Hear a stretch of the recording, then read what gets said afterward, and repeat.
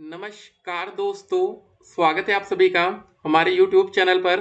तो आज हम बात करेंगे डीएलएड एडमिशन 2025 लेटेस्ट अपडेट के बारे में।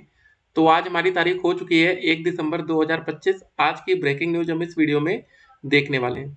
तो सबसे पहले डीएलएड 2025 आवेदन और योग्यता के अपडेट्स को देखेंगे। डायरेक्ट एडमिशन पोर्टल्स की क्या अपडेट्स हैं, DElEd first semester exam, age limit, fees, last date और न्यूज़पेपर के माध्यम से अपडेट्स को देखिए। अब सिम से ही चलेंगे व्हाट्सएप, टेलीग्राम, सिम हटाई तो ऐप बंद हो जाएगा। जी हाँ दोस्तों, जैसे कुछ यूपीआई पेमेंट्स में आप देखते होंगे कि अगर आपने सिम निकाल दिया तो वो वर्क नहीं करता। तो वैसे ही अब दोस्तों ये भी होगा, अगर टेलीग्राम अगर आपके फ़ोन में है और व्हाट्सएप, ठीक है, अगर मोबाइल में सिम हट गई तो ये बंद हो जाएगा। उत्तर प्रदेश पुलिस में होमगार्ड की 41,424 बम्पर नियुक्तियां होने वाली हैं, ठीक है। लेकिन अभी तक दोस्तों टीचर वैकेंसी को लेकर कोई अपडेट नहीं आ रही है। आप लोग एडमिशन के लिए आ रहे हैं तो कुछ बातें अब आपको जाननी पड़ेंगी कि यार क्या हो रहा है, सरकार क्या कर रही है आपके लिए। सुप्रीम कोर्ट ने एनसीटी से पूछा क्या स्पेशल एजुकेटर की नियुक्तियों के लिए भी टीईटी जरूरी है। अगली अपडेट्स को देखते हैं। यूपी शिक्षा सेवा चयन आयोग के अधियाचन पोर्टल पर ट्रायल शुरू हो गया। दिसंबर में पोर्टल शुरू हो जाने की उम्मीद है। अध्यक्ष की नियुक्ति के बाद अधियाचन की तैयारी है, ठीक है। फिर अपडेट आती है यहाँ पर, आईपीएस बनेंगे शिक्षा सेवा चयन आयोग के अध्यक्ष, ठीक है। तो अब एक एक करके दोस्तों आज की पहले सारी अपडेट्स को हम इस वीडियो में रखते हैं। फिलहाल डीएलएड एडमिशन 2025 में, ठीक है, काफी बच्चे आवेदन कर चुके हैं और आवेदन का प्रोसेस बिल्कुल सही चल रहा है। और कुछ बच्चों में सेशन एक्सपायर्ड वाले दिक्कत आ रही होगी, ठीक है। तो आप उसके लिए एक काम करिए ना कि आप दूसरे लैपटॉप का यूज करिए, किसी और के फोन से ट्राई करिए, किसी और के लैपटॉप से ट्राई करिए, क्योंकि बहुत से बच्चों का हो रहा है। देखिए अगर आपके साथ ये सिर्फ पर्टिकुलर होता तो मान सकते हैं कि भाई कोई दिक्कत है, और हमने भी देखा वेबसाइट चल रही, बीच बीच में देखिए दिक्कत होती है। अब जैसे ही लास्ट डेट करीब आती जाएगी दिक्कतें बढ़ती चली जाएंगी। इस साल आपको सरकारी कॉलेज पाने का बहुत ही अच्छा मौका है। अब आपके मन में सवाल होगा, यार सरकारी कॉलेज इसी साल हमें क्यों अच्छे से मिल सकता है? क्योंकि इस बार आवेदन की प्रक्रिया बहुत ज़्यादा लेट है। एक होता है ना लेट, एक होता है बहुत ज़्यादा लेट। तो भाई अब तक मैक्सिमम बच्चे पीजी की तरफ जा चुके होंगे, या कुछ बच्चे बीएड में चले गए होंगे, कहीं ना कहीं चले गए होंगे। इस समय तक बहुत ही कम बच्चे होते हैं जो इंतजार करते हैं कि यार डीएलएड का फॉर्म आए और हम फॉर्म भरें, ठीक है। तो उनके लिए डीएलएड का जुनून एक अलग ही लेवल का होगा। जो अभी तक सिर्फ डीएलएड के इंतजार में बैठे थे, तो डेफिनेटली अब आपको इसका फायदा मिलेगा और आप लोग बहुत ही कम मेरिट में सरकारी कॉलेज पाएंगे। तो जनरल की क्या मेरिट जाएगी, ओबीसी की क्या मेरिट जाएगी, एससी कैटेगरी की क्या जाएगी, एसटी की क्या जाएगी, और जनरल के साथ अगर हम बात करें तो ईडब्ल्यूएस की क्या जाएगी। जो बच्चे जनरल के होते हैं वो ईडब्ल्यूएस का सर्टिफिकेट बनवा लेते हैं।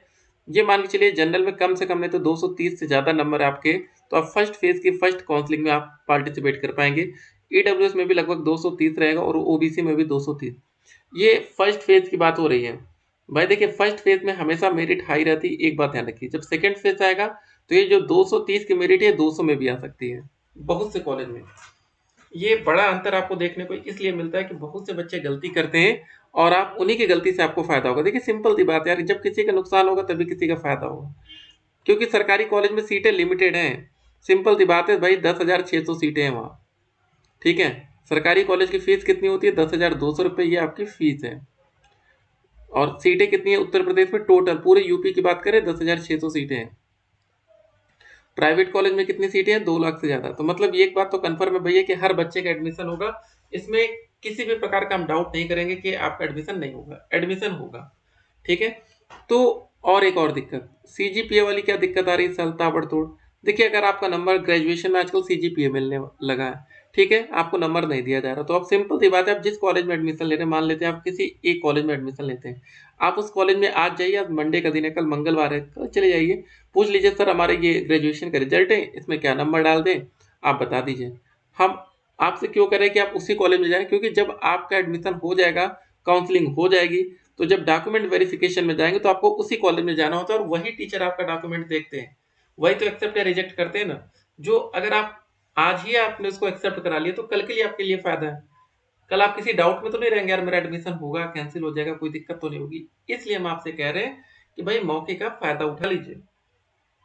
बाद में आएंगे हम कुछ नहीं कर पाएंगे, इसलिए हम आपको पहले से बता रहे हैं कि अगर कोई बच्चा हमारे यूट्यूब चैनल को सब्सक्राइब किया है, हमारे साथ जुड़ा है, तो उसका फायदा होना चाहिए। क्योंकि आपके 10,000 भी फंस चुके होंगे। आपको बता दें, हमने कैसे बोल दिया कि भाई सरकारी कॉलेज में 180 नंबर पर भी सरकारी कॉलेज मिलेगा। सिंपल सी बात है, कोई बच्चा 230 नंबर वाला था, उसको कैंसिल कर दिया गया और मैक्सिमम बच्चों ने एडमिशन ले लिया, तब जाकर 180 वाले को फायदा मिलता है, ठीक है। तो ये सारी चीजें होती है और होती रहेंगी। ठीक है। बाकी जो भी अपडेट्स आएंगे अपडेट हम आप तक पहुंचाएंगे। सोशल मीडिया की तमाम अफवाहों से बच के रहना है। आप लोग हमारे साथ जुड़े रहिए। डेफिनेटली हम आपको भी सरकारी कॉलेज दिलाएंगे। इंतजार करना है, सब्र रखना है। अगर आपके अंदर सब्र नहीं है तो फिर आपको प्राइवेट कॉलेज मिलेगा। फिर मिलते हैं। Stay connected.